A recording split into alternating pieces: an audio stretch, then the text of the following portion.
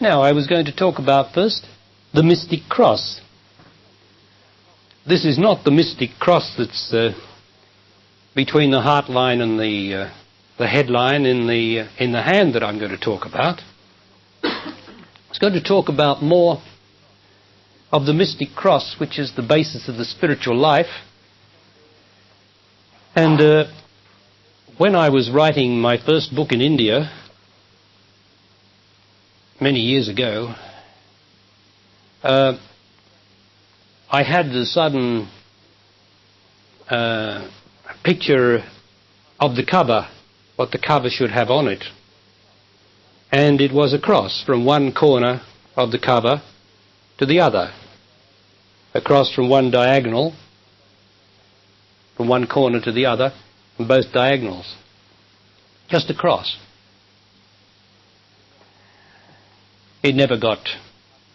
That book never got published.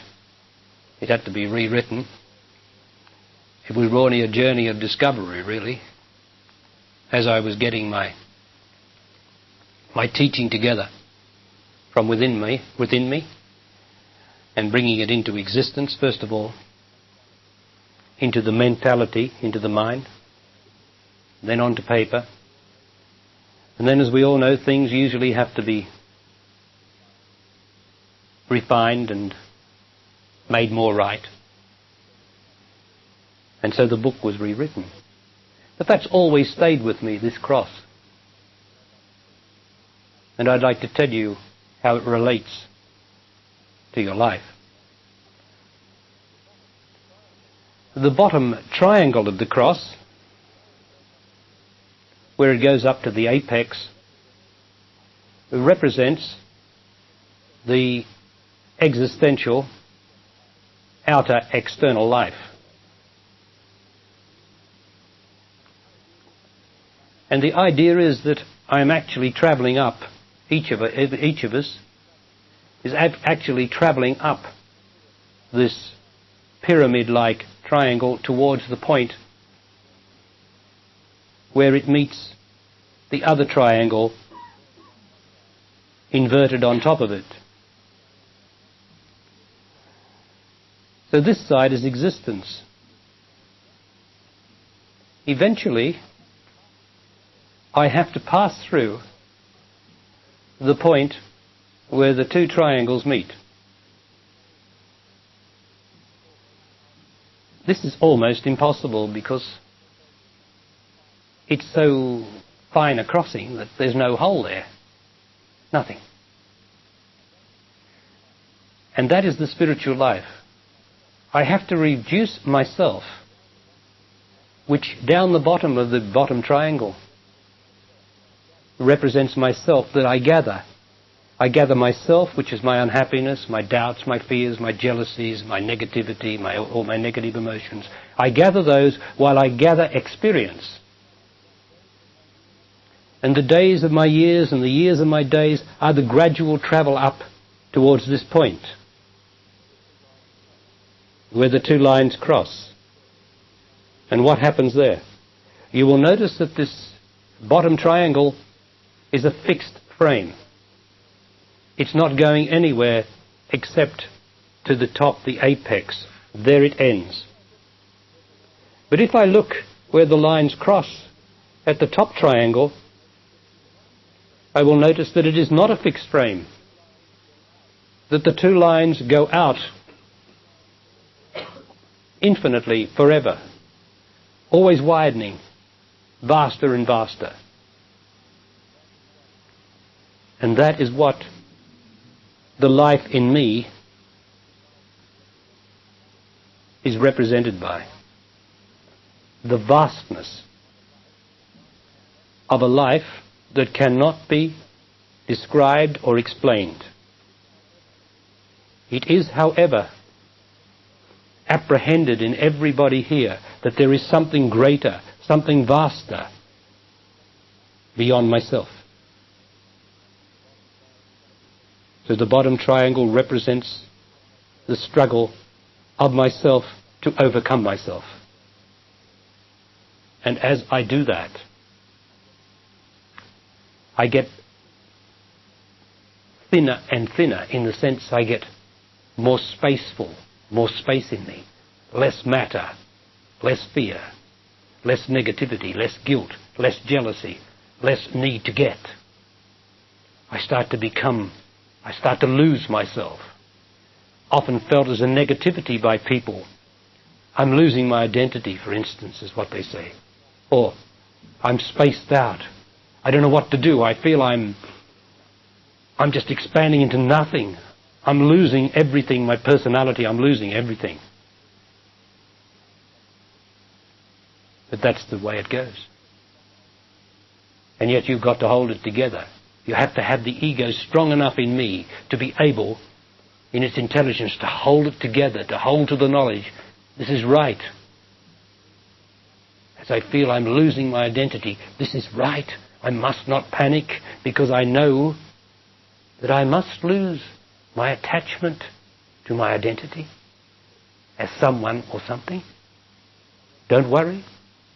Your body will not disappear. It will be there. I will always return to my body. No matter what happens to me, I will always return to my body until the moment of my death. So you will not lose your body. No matter how much you lose your identity, you will come back to what God made as your identity, your natural body. But there's nothing in there. Can you stand it that there is nothing in my body?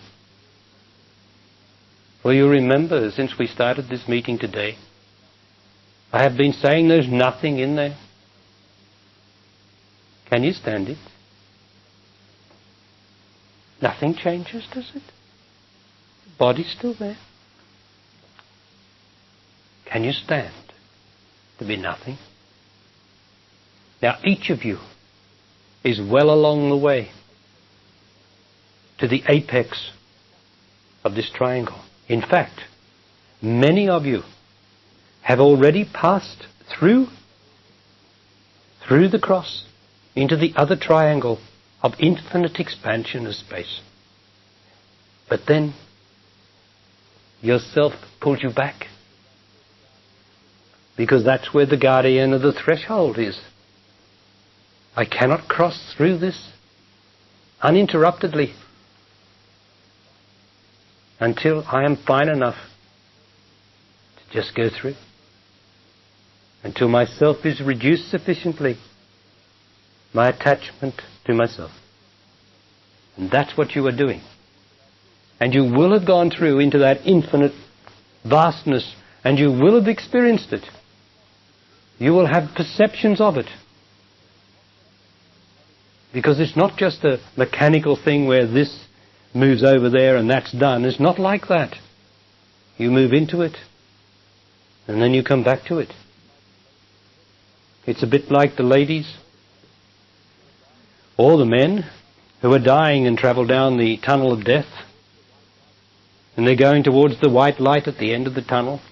A frequent experience. And they suddenly think, yes, I'm dying, and if I go like this, I will die and I won't be able to come back. And they suddenly think of their children or something they've got to do. And that thought of self brings them back. It is not time for them to die, for they must come back, pulled back by their self. The guardian will not let them go towards the white light of nothing. So the self pulls us back. But each of you has this knowledge of this infinite vastness. And yet, as although you know how beautiful it is and how right and still it is, the self is afraid of it. For it means the end of attachment to myself. So that I afraid flee of myself. I don't have to kill myself. Nothing like that is necessary. I just have to detach myself, detach from myself. For it is my attachment to myself, to my identity, the holding on, the clinging. That's the problem, not myself. for myself is purely my experience, my awareness, and there's nothing wrong with my experience. When I attach myself to it, I get emotional, because I'm not supposed to be attached to anything, for I'm nothing. If I attach to something, I get emotional. So you are in a process of detachment. As you pass through this, and another extraordinary thing is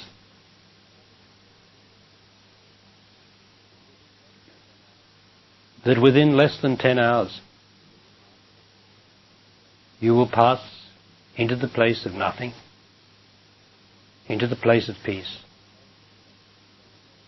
In less than 10 hours you will go in to deep, dreamless sleep. And that is the place of infinite freedom, where there are no burdens and no thoughts, no dreams, no wanting, no trying, and you are never more at rest or at peace than there, never less burdened, and you never welcome anything as much as that place. So you have nothing to fear.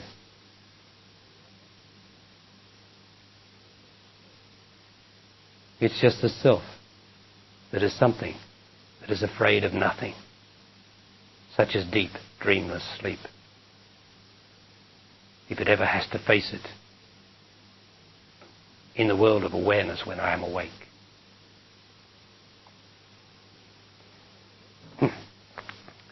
Okay? So the mystic cross is something that everybody has. You come up from the triangle, the bottom triangle, from yourself, gradually detaching from yourself. Your intelligence gradually detaches from this limited self, and you pass through the crossing into an infinite place while you're alive, not waiting for death, but doing it while you're alive. And that, of course, is why you are here this day, because you are doing it.